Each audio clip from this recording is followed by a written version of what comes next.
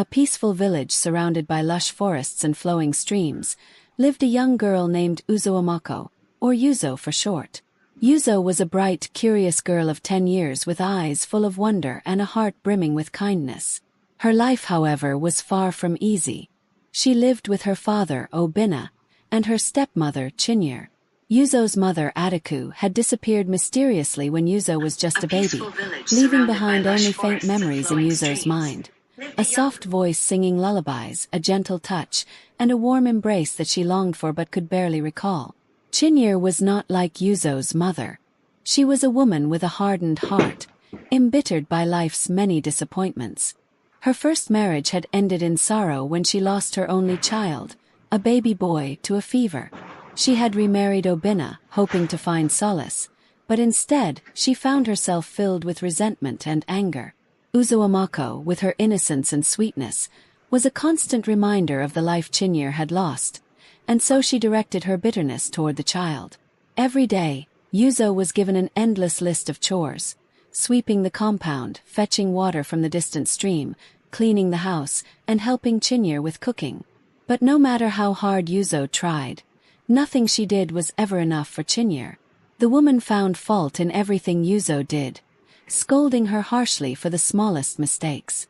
And when Yuzo broke something by accident, like spilling water or cracking a cup, Chinyere's anger would flare uncontrollably. One evening, after a long day of work, Yuzo was washing dishes in the kitchen. She was tired, her small hands aching from scrubbing the pots.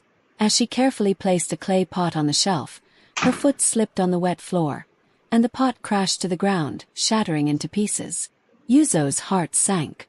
This was not just any pot.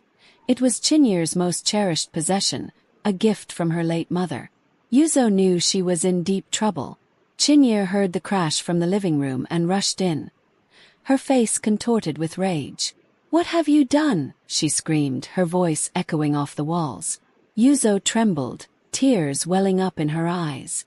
"I'm sorry, Mama," Yuzo whispered, her voice barely audible. "It was an accident." "An accident?" Chinyere shrieked, her eyes blazing with fury. "You're nothing but a clumsy, useless girl. That pot was all I had left of my mother, and you destroyed it." Before Yuzo could react, Chinyere raised her hand and slapped Yuzo across the face. The force of the blow sent Yuzo stumbling backward, her cheeks stinging with pain. But Chinyere wasn't done. She grabbed Yuzo by the arm and dragged her outside, her grip tight and unyielding. "You'll pay for this, Uzoamako," Chinyere hissed, her voice cold and menacing.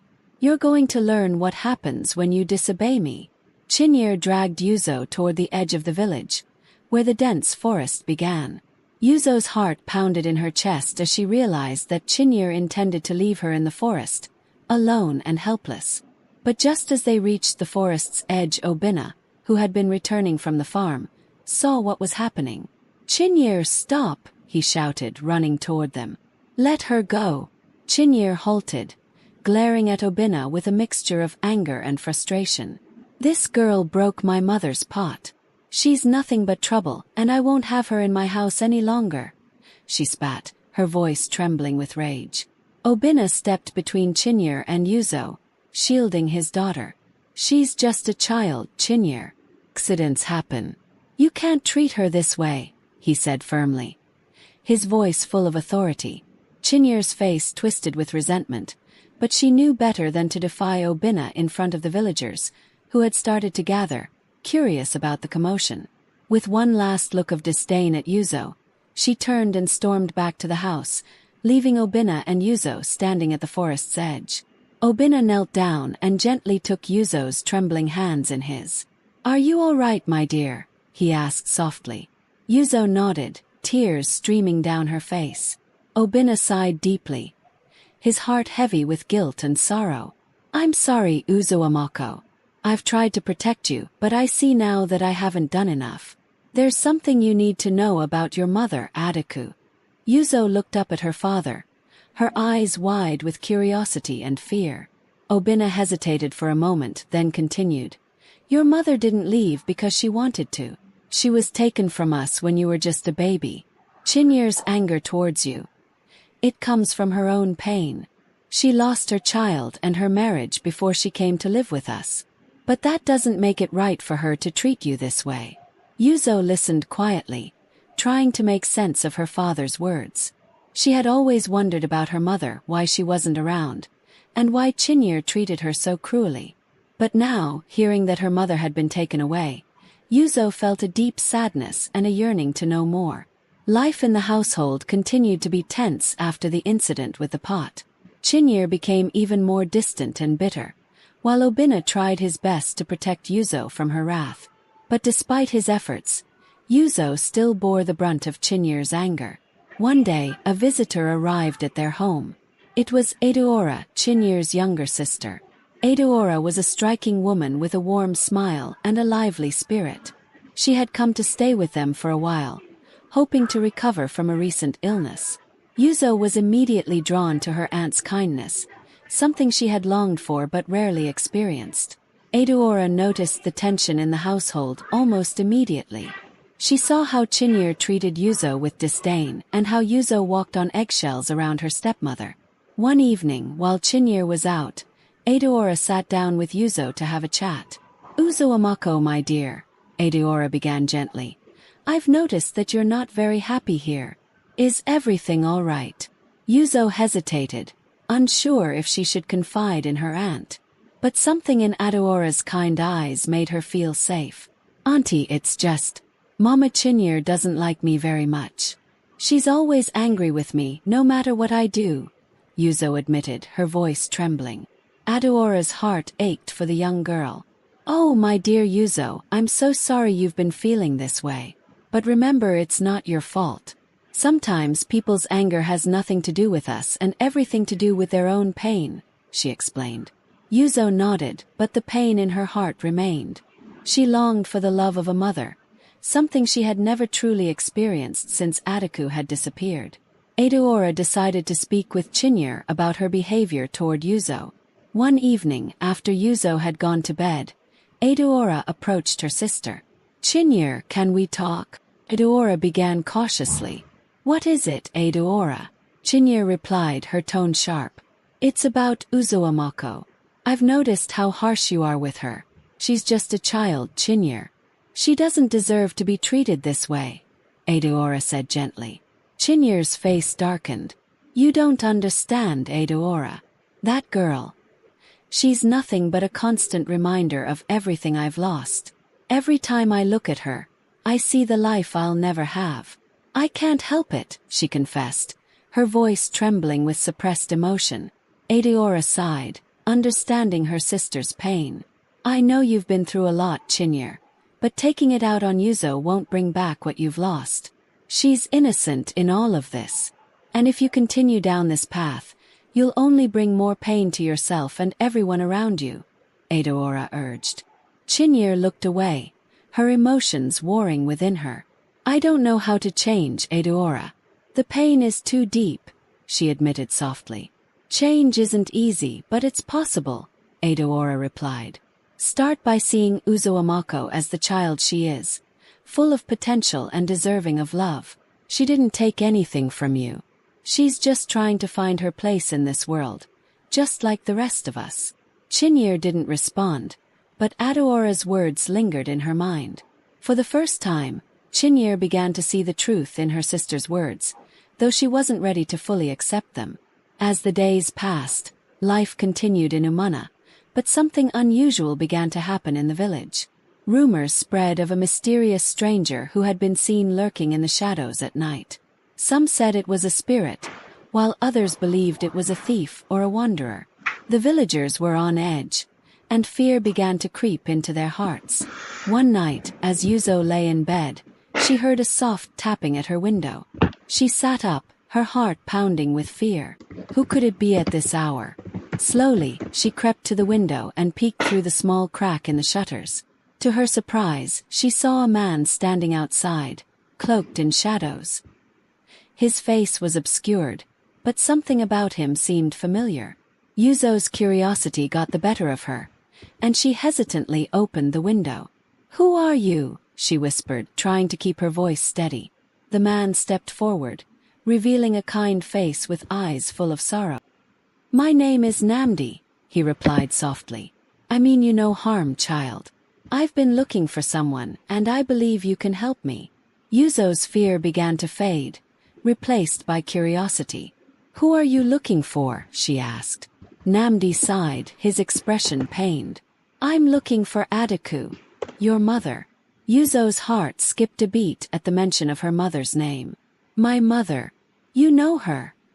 she asked, her voice filled with hope. Namdi nodded. "Yes, I do. She was taken from this village many years ago, but I've been searching for her ever since. I believe she is still alive, but I need your help to find her." Yuzo's mind raced with questions, but before she could ask more, Namdi placed a finger to his lips. "I must go now. It's not safe for me to be seen here. But I will return soon, and when I do, I'll need you to come with me," he said urgently. "Come with you? But what about my father?" Yuzo asked, torn between her desire to find her mother and her fear of leaving her father behind. Namdi smiled sadly. "Your father will understand. He wants what's best for you. Please trust me. I'll be back soon," he promised before disappearing into the night. Yuzo closed the window, her heart pounding with a mix of excitement and fear. Could it be true? Could her mother really be alive? She had so many questions, but one thing was clear. She needed to find out the truth. As Yuzo grappled with the possibility of finding her mother, Chinyere was fighting her own inner demons. Aduora's words had left a deep impression on her, and she found herself questioning her behavior toward Yuzo. She began to notice the pain in Yuzo's eyes, the way the girl flinched whenever she raised her voice, and the sadness that seemed to hang over her like a dark cloud. One afternoon, while Yuzo was out fetching water, Chinyere sat alone in the kitchen, staring at the broken pieces of the clay pot that Yuzo had shattered weeks ago. She picked up a shard, running her fingers over the jagged edges. As she did, memories of her own lost child flooded her mind. The tiny hand she had held, the soft cries she had soothed, and the unbearable grief she had felt when her baby boy had died. Tears welled up in Chinyere's eyes as she realized how she had been projecting her pain onto Yuzo, an innocent child who had done nothing to deserve such treatment. But the weight of her guilt was heavy, and she didn't know how to make things right. Dora found Chinyere sitting there, lost in thought. "Chinyere, are you all right?" she asked gently, sitting down beside her sister. Chinyere shook her head, tears spilling down her cheeks. "I've been so cruel, Adora. I've taken out all my pain and anger on Yuzo, and I've driven a wedge between us. How can I ever make it right?" she sobbed. Adora wrapped her arm around her sister, offering comfort. "It's never too late to change, Chinyere. You can start by apologizing to Yuzo and showing her the love she deserves. It won't be easy, but it's the only way to heal the wounds that have been created," she advised. Chinyere nodded, wiping her tears away. "You're right. I need to make amends. I need to be a better mother to her, for her sake and for mine," she said with determination. But even as she resolved to change, Chinyere couldn't shake the feeling of unease that had settled in her heart. The rumors of the mysterious stranger in the village, combined with the guilt she felt, left her restless and anxious. A few nights later, Namdi returned as promised. Yuzo had been waiting anxiously, her heart torn between fear and hope. When she saw him standing outside her window, she knew it was time to make a decision. "Are you ready, Uzoamako?" Namdi asked softly, his eyes full of understanding. Yuzo nodded, though her heart was heavy with the thought of leaving her father behind. "Yes, I'm ready. But what about my father? I don't want to leave him," she said, her voice trembling. Namdi placed a reassuring hand on her shoulder. "Your father loves you, Yuzo. He wants you to be happy. And finding your mother will bring you the happiness you've been missing. He'll understand," he said gently. With a heavy heart, Yuzo wrote a letter to her father, explaining why she had to leave. She placed it on her bed, hoping he would find it in the morning. Then, with one last look at the house she had always known, Yuzo slipped out the window and followed Namdi into the night. The journey was long. Namdi led Yuzo through dense forests, over rocky hills, and across rushing rivers. The path was treacherous, and there were times when Yuzo felt like giving up. But the thought of finding her mother kept her going, even when her legs ached and her spirit waned. Along the way, Namdi shared stories of Adaku, how she had been a kind and loving woman, devoted to her family, but had been taken by force by a group of men who wanted to marry her off to a wealthy chief in a distant land. She had resisted, but they had kept her captive for years, far from her home and family. Yuzo listened with wide eyes, her heart breaking for the mother she had never known. "Why didn't anyone come to rescue her?" she asked, her voice full of sorrow. "It wasn't that simple, Yuzo. The men who took her were powerful and dangerous. They threatened to harm anyone who tried to help her. But I never stopped searching for her, and now I believe she's finally within reach," Namdi explained. As they journeyed on, Yuzo and Namdi faced many challenges. They encountered wild animals, treacherous terrain, and even bandits who tried to rob them. But through it all, Namdi protected Yuzo, guiding her with a steady hand and a calm demeanor. Finally, after what felt like an eternity, they reached the outskirts of a distant village. Namdi stopped and turned to Yuzo, his expression serious. "This is where your mother is being held. But be careful, Uzoamako. The people here may not be friendly, and we must be cautious," he warned. Yuzo nodded, her heart pounding with anticipation and fear. She had come this far, and she was determined to find her mother, no matter the cost. Namdi led Yuzo into the village, keeping to the shadows to avoid drawing attention. The village was small and remote, with simple huts and narrow streets. Yuzo's heart raced as they approached a large compound at the center of the village. "This is where they're keeping your mother," Namdi whispered. "Stay close to me." They crept around the compound, searching for a way in. Finally, they found a small opening in the fence, just big enough for Yuzo to slip through. Namdi stayed outside, keeping watch as Yuzo entered the compound. Inside, Yuzo's heart pounded as she made her way through the dimly lit corridors.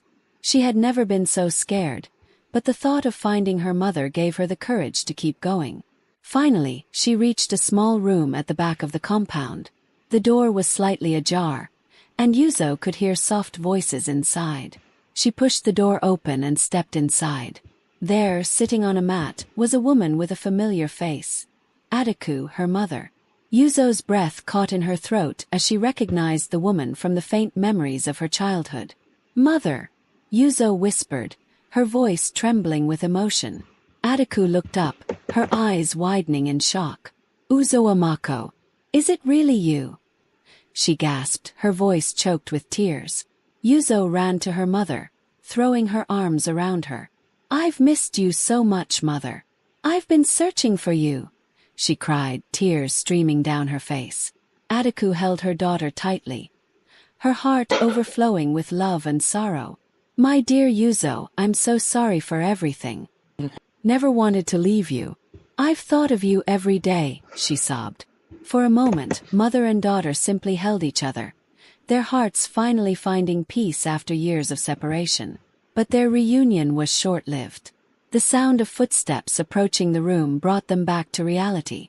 Yuzo's heart raced as she realized they were not alone. "We have to go, Mother. It's not safe here," Yuzo urged, pulling her mother to her feet. Adaku nodded, but before they could leave, the door burst open, and a group of men stormed into the room. Yuzo and Adaku were surrounded, and there was no way out. As the men closed in, Yuzo felt a surge of panic. They had come so far, and now it seemed their journey would end in tragedy. But just as all hope seemed lost, Namdi appeared at the door, wielding a wooden staff. "Let them go," Namdi commanded, his voice filled with authority. The men hesitated, surprised by the sudden appearance of Namdi. But their leader, a tall, imposing man with a scar across his face, sneered at Namdi. "Who do you think you are, old man? These women are our property. They're not going anywhere," he spat. Namdi's eyes blazed with determination. "You have no right to keep them here. Let them go or you'll regret it," he warned. The leader laughed. clearly underestimating Namdi. "And what are you going to do about it?" he taunted, stepping forward to grab Yuzo. But before he could lay a hand on her, Namdi swung his staff with surprising strength, striking the man across the chest. The leader stumbled back, clutching his chest in pain. Seeing their leader wounded, the other men hesitated, unsure of what to do. Namdi took advantage of their hesitation, grabbing Yuzo and Atika's hands and pulling them toward the door. "Run! Now!" he shouted. Yuzo and Attika didn't need to be told twice. They bolted for the door, with Namdi close behind. The men quickly recovered and gave chase, but Namdi's swift movements and expert use of the staff kept them at bay. They raced through the village, dodging obstacles and weaving through the narrow streets. Yuzo's heart pounded with fear, but she didn't dare look back. She held tightly to her mother's hand, determined to get them both to safety. Finally, they reached the edge of the village, where Namdi had hidden a small boat by the river. "Get in. We have to get across the river before they catch up," he urged. Yuzo and Attika scrambled into the boat, and Namdi quickly pushed it into the water. They paddled furiously, the sound of the men's angry shouts fading as they crossed the river. Once they reached the other side, they abandoned the boat and fled into the dense forest. Namdi led them through the trees, moving quickly and quietly until they were far from the village. Finally, they stopped to catch their breath. Yuzo's legs ached, and her chest heaved with exhaustion, but she was filled with relief. They had escaped, and her mother was safe. "Thank you, Namdi," Yuzo panted, her eyes filled with gratitude. Namdi smiled, though his expression was tinged with sadness. "I'm just glad you're both safe," he replied. "But we can't stay here. We need to keep moving until we reach a place where they can't find us." With that, they continued their journey, determined to put as much distance between themselves and the village as possible. While Yuzo and Namdi embarked on their perilous journey, Chinyere was struggling to come to terms with her past. The guilt she felt for mistreating Yuzo had been weighing heavily on her heart, and she knew she needed to make things right. One evening, after Yuzo had disappeared, Chinyere sat by the fire, staring into the flames. The house felt emptier without Yuzo's presence, and the silence was unbearable. She realized how much she had grown to care for the girl, despite all the pain and anger she had carried inside her. Eduora, who had been keeping an eye on Chinyere, approached her sister with a gentle smile. "Chinyere, you've come a long way. I can see that you're trying to change," she said, sitting down beside her. Chinyere sighed, her shoulders slumping with the weight of her emotions. "I've made so many mistakes, Eduora. I don't know if I can ever make up for them," she admitted. Eduora placed a comforting hand on her sister's shoulder. "You can start by forgiving yourself, Chinyere.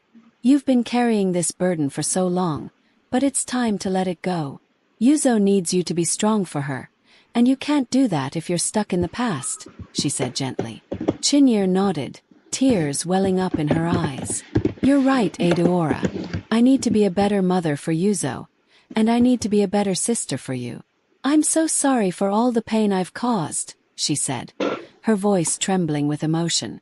Eduora hugged her sister tightly. "I forgive you, Chinyere, and I know Yuzo will forgive you too. You just need to show her how much you care," she said. With Eduora's support, Chinyere found the strength to confront her past and seek redemption. She began to make small changes, being kinder to those around her and reaching out to Yuzo in ways she hadn't before. She cooked Yuzo's favorite meals, left small gifts for her, and even started to share stories of her own childhood, hoping to build a bridge between them.